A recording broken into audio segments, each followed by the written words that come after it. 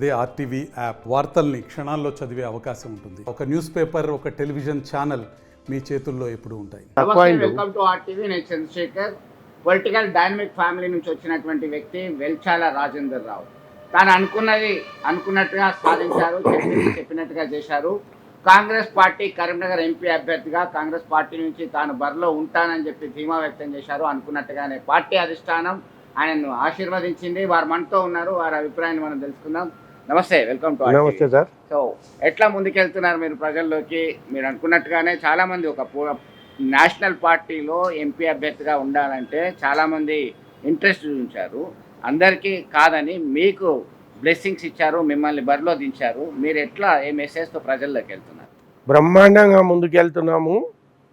నాకు ఈ ticket confirm చేసినందుకు ఫస్ట్ ఏఐసిసి అధిష్టానానికి, ముఖ్యమంత్రి రేవంత్ రెడ్డి గారికి, పొన్నం ప్రభాకర్ గారికి, మా ఎమ్మెల్యేలు, మా కాంగ్రెస్ పార్టీ ఇన్ఛార్జీలందరికీ నేను ధన్యవాదాలు తెలుపుతూ, నేను తప్పకుండా వాళ్ళ ఎక్స్పెక్టేషన్స్కి అనుగుణంగా ఎలక్షన్స్లో గెలిచి ఈ సీట్ను సోనియా గాంధీకి, రాహుల్ గాంధీకి, కాంగ్రెస్ పార్టీకి కానుకగా ఇస్తాను అని ఘంటాపథంగా చెప్తున్నాను. సో కాంగ్రెస్ పార్టీలో ఎక్స్పెక్ట్ చేసిన వాళ్ళు ఉన్నారు, టికెట్ ఆశించి భంగపడ్డ వాళ్ళు ఉన్నారు. అంటే వాళ్ళందరినీ కూడా మీరు నేను చూస్తున్నాను, వాళ్ళని కూడా మీరు కలుపుకోపోయే ప్రయత్నం చేస్తున్నారు. ఎట్లాంటి స్పందన వచ్చింది అక్కడి నుంచి? తప్పకుండా ప్రతి ఒక్క లీడర్ను, కాంగ్రెస్ పార్టీలో ఉన్న ప్రతి లీడర్ను కలుపుకొని పోతాము. నేను ఎవరితోని పోటీ పడలేదు. నేను ముఖ్యమంత్రి గారిని కలిసినప్పుడే ముఖ్యమంత్రి గారుతో చెప్పాను, సీట్ ఎవరికి ఇచ్చినా సైనికుల్లాగా పనిచేసి అందరము కలిసికట్టుగా కాంగ్రెస్ పార్టీ అభ్యర్థిని గెలిపిస్తామని చెప్పడం జరిగింది. నిన్న ప్రవీణ్ రెడ్డి గారి దగ్గరికి, ప్రవీణ్ రెడ్డి గారు అత్యంత ముఖ్యుడు మా పార్టీలో. ప్రవీణ్ రెడ్డి గారి దగ్గరికి నేను, కవ్వంపల్లి సత్యనారాయణ గారు వెళ్ళి 2 hours స్పెండ్ చేసినాము. అండ్ ప్రవీణ్ రెడ్డి గారిని నేను నా అభ్యర్థిత్వాన్ని ఖరారు చేయడంలో అధిష్టానం నిర్ణయం తప్ప నా తరఫున చేసిన ప్రయత్నం ఏమీ లేదు. కాబట్టి మీరంతా నాకు సహకరించి మీరు కాంగ్రెస్ పార్టీ అభ్యర్థికి విజయానికి దోహదపడాలని కోరాను. ఆయన సుముఖంగానే ఉన్నారు. అలాగే ఇంకా కొంతమంది ఎవరున్నా వాళ్ళు కంపల్సరీగా కాంగ్రెస్ పార్టీ అధిష్టాన నిర్ణయానికి కట్టుబడి తప్పకుండా పనిచేసి నన్ను గెలిపిస్తారని నాకు నమ్మకం ఉంది. కాంగ్రెస్ పార్టీ అధిష్టానం పంచన్యాయ అనే పేరుతోని ఒక మేనిఫెస్టో విడుదల చేసింది. దాన్ని మీరు ప్రజల్లోకి తీసుకెళ్తున్నారా? తప్పకుండా. మేము 5 న్యాయ్ అంటే 5 న్యాయాలు కాంగ్రెస్ పార్టీ నేషనల్ పార్టీ మేనిఫెస్టోలో డిక్లేర్ చేసింది. ఈ 5 న్యాయాలలో యువతకు, మహిళలకు, రైతులకు, కార్మికులకు ప్రోత్సాహకరమైన వెల్ఫేర్ మెజర్స్ అనౌన్స్ చేసింది. 1,00,000 రూపాయలు ప్రతి మహిళకు ప్రతి సంవత్సరము వారి అకౌంట్లో జమ చేయబడును.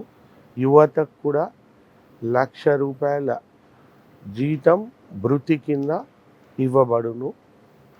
రైతులకు, భారతదేశం మొత్తంలో ఉన్న రైతులకు రుణమాఫీ చేయబడును. డీజిల్, పెట్రోల్ ధరలు కూడా కాంగ్రెస్ ప్రభుత్వము ఎప్పుడైతే బీజేపీకి హ్యాండ్ ఓవర్ చేసిందో 2014లో అప్పుడు 65 రూపాయలు, 70 రూపాయలు ఉన్నది. ఈరోజు 104 రూపాయలు అవ్వడం జరిగింది. ఈరోజు ముడి చమురు $80 దొరుకుతూ ఉంది భారతదేశానికి. అంతకుముందు 2014లో కాంగ్రెస్ బీజేపీకి హ్యాండ్ ఓవర్ చేసినప్పుడు ముడి చమురు $110 ఉండింది. $110 కొన్నప్పుడు కూడా 65 రూపాయలు, 70 రూపాయల కాంగ్రెస్ ఇచ్చింది. ఇప్పుడు $80 కాబట్టి 65, 70కి ఇవ్వడం కంపల్సరీగా జరుగుద్ది. కాంగ్రెస్ మేనిఫెస్టోలో ఈ పాయింట్ కూడా ఏదైతే ఉందో చాలా ప్రత్యేకంగా ఉన్నది. కాంగ్రెస్ అంటేనే మోసం చేసే పార్టీ అని చెప్పి బీఆర్ఎస్ వాళ్ళు మీ మీద ఆరోపణలు చేస్తున్నటువంటి పరిస్థితి ఒకవైపు ఉంది. మరొక వైపు భారతీయ జనతా పార్టీకి సంబంధించిన వాళ్ళు పారాషూట్ లీడర్ అంటున్నారు. మీరు లోకలా నాన్ లోకలా వారికే తెలియదని చెప్పేసి విమర్శ చేసినటువంటి పరిస్థితి బండి సంజయ్ చేస్తున్నారు. ఎట్లా అంటారు? మోసం చేయడము బీఆర్ఎస్ నైజం. బీఆర్ఎస్ పుట్టినప్పటి నుండి మేము దళిత ముఖ్యమంత్రిని చేస్తాం అంటే మోసం.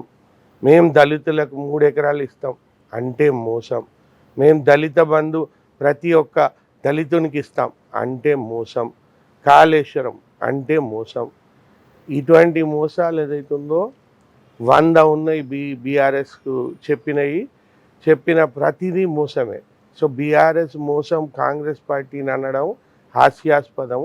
కాంగ్రెస్ స్వాతంత్రం వచ్చినప్పటి నుండి చెప్పింది చేసింది, చేసేది చెప్తుంది, అంతే తప్ప ఏమీ లేదు.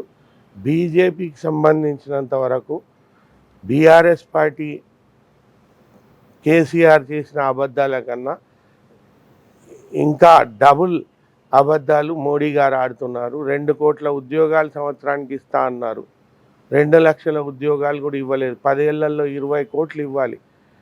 కనీసానికి 10 లక్షల ఉద్యోగాలు కూడా ఇవ్వలేదు. భారతదేశం మొత్తంలో 15 లక్షల రూపాయలు బ్లాక్ మనీ తీసుకొచ్చి ప్రతి ఒక్క భారతీయుని అకౌంట్లో వేస్తామన్నారు. 0, అది కూడా 0నే. తర్వాత రైతుల ఆదాయం రెట్టింపు చేస్తాను 2024 లోపల అన్నారు. రైతుల ఆదాయం రెట్టింపు పోను, వాళ్ళ ఆదాయం ఏదైతుందో సగానికి సగం పడిపోయింది. మీరు ఎట్లా అంటున్నారు? ప్రైమ్ మినిస్టర్ కిసాన్ యోజన కావచ్చు, రామగుండం ఫర్టిలైజర్ కార్పొరేషన్లో ఎరువుల ఫ్యాక్టరీ మళ్ళీ ఓపెన్ చేయడం కావచ్చు, వాళ్ళ అకౌంట్లోకి డైరెక్ట్ ప్రైమ్ మినిస్టర్ బీమా సంబంధించినటువంటి డబ్బులు వేయడం కావచ్చు, ఇవన్నీ చేయడం వల్ల రెట్టింపు అయినట్టే అని చెప్పేసి బీజేపీ వాళ్ళు చెప్తున్నటువంటి పరిస్థితి. ఇదే బీజేపీ హయాంలో సంవత్సరంన్నర ఢిల్లీలో రైతులు ధర్నా చేస్తే 750 మంది రైతులు చనిపోతే ఈ బీజేపీ ప్రభుత్వం నల్ల చట్టాలు తెచ్చి పట్టించుకోకుండా వదిలిపెట్టింది. ఇదే ప్రభుత్వం ఏదైతుందో నిన్నగాక మొన్న రైతులు ఢిల్లీకి 30,000 ట్రాక్టర్లలో వచ్చి 2 నెలలు అక్కడ ధర్నా చేస్తే అప్పుడు కూడా పట్టించుకోకుండా పోయింది. కనీస మద్దతు ధర 22 పంటలకు కాంగ్రెస్ ఇవ్వడం జరిగింది. 23వ పంటకు కూడా ఒక్క పంటకు కూడా ఎక్స్ట్రాగా ఇవ్వని బీజేపీ ప్రభుత్వం రైతు వ్యతిరేకి ప్రభుత్వం. రైతులకు కనీస మద్దతు ధర చట్టపరంగా యాక్ట్ ద్వారా చేయకుండా నిర్లక్ష్యంగా వ్యవహరించే బీజేపీ ప్రభుత్వం రైతులకు వ్యతిరేకం అన్నది భారతదేశం మొత్తం ప్రతి ప్రజకు తెలుసు. ఇప్పుడు మీరు ఏమంటారు? కరీంనగర్ లోక్సభ పరిధిలో ఉన్నటువంటి 7 అసెంబ్లీ నియోజకవర్గాల్లో వెరీ షార్ట్ టైం ఉంది, చాలా డైలమా ఉన్నటువంటి పరిస్థితుల్లో అనౌన్స్ చేసింది. మీరు ఇదంతా కూడా సుడిగాలి పర్యటన చేయడానికి సిద్ధంగా ఉన్నారా? ఒక పక్కా ప్లాన్తో ముందుకెళ్తున్నారు? డైలమా ఏమీ లేకుండింది. కాంగ్రెస్ పార్టీలో మొదటి నుండి కొంచెం ప్రజాస్వామ్యం ఎక్కువ, అంతా చర్చించి నిర్ణయించినారు. సామాజిక పరంగా కూడా అన్ని 17 నియోజకవర్గాలలో అన్ని సామాజిక వర్గాలకు ప్రాతినిధ్యం ఇవ్వాలి కాబట్టి కొంత వేరే నియోజకవర్గాలు ఫైనల్ అయ్యే వరకు దీన్ని ఆపిపెట్టడం జరిగింది. వాటికి ముడి పెట్టడం జరిగింది. ఎందుకంటే అక్కడో సామాజిక వర్గం వచ్చిందనుకోండి, ఇక్కడో సామాజిక వర్గానికి ప్రాతినిధ్యం ఇవ్వాలి, అందుకోసం ఆపడం జరిగింది తప్ప వేరే కారణం కాదు. అయినా మా అంత బెస్ట్ T20 ప్లేయర్స్ ఎవరు లేరని నాకు నమ్మకం ఉంది. కరీంనగర్లో మేము బెస్ట్ T20 ప్లేయర్స్. మా టీంలోనే విరాట్ కోహ్లీ ఉన్నాడు, మా టీంలోనే రోహిత్ శర్మ ఉన్నాడు. ఖచ్చితంగా మేము ఏదైతుందో T20లో 300 కొట్టి గెలుస్తాం. సో మీకు ఎందుకు ఓటేయాలంటే మీరు ఏం మెసేజ్ ఇస్తారు కరీంనగర్ లోక్సభ ప్రజలకి, ఓటర్లకి? నాకెందుకు ఓటేయాలంటే మీరు బోయిన్పల్లి వినోద్ కుమార్కి ఒక్కసారి అవకాశం ఇచ్చినారు, ఆయన బిగ్గెస్ట్ ఫెయిల్యూర్ ఉన్నాడు. మీరు బండి సంజయ్కి ఒక అవకాశం ఇచ్చినారు, ఆయన అంతకన్నా బిగ్గెస్ట్ ఫెయిల్యూర్ ఉన్నాడు. నేను ఫ్రెష్ క్యాండిడేట్ను. మీకు తెలుసు, నేను నా జన్మ కరీంనగర్లో జరిగింది, మిషన్ హాస్పిటల్లో. నేను సెయింట్ జాన్ స్కూల్లో చదువుకున్నాను. నేను MBA శాతవాహనలో చదువుకున్నాను. మా తండ్రి గారు వెలిచాల జగపతిరావు గారు ఇక్కడ నుంచి ఎమ్మెల్యేగా ప్రాతినిధ్యం వహించారు, జగిత్యాల నుంచి ఎమ్మెల్యేగా ప్రాతినిధ్యం వహించారు, ఎమ్మెల్సీగా తెలంగాణ గ్రాడ్యుయేట్స్గా ఉన్నారు, మార్క్ఫెడ్ చైర్మన్గా ఉన్నారు. మార్క్ఫెడ్ చైర్మన్గా ఉన్నప్పుడు 2000 మందికి ఉద్యోగాలు ఇచ్చినారు.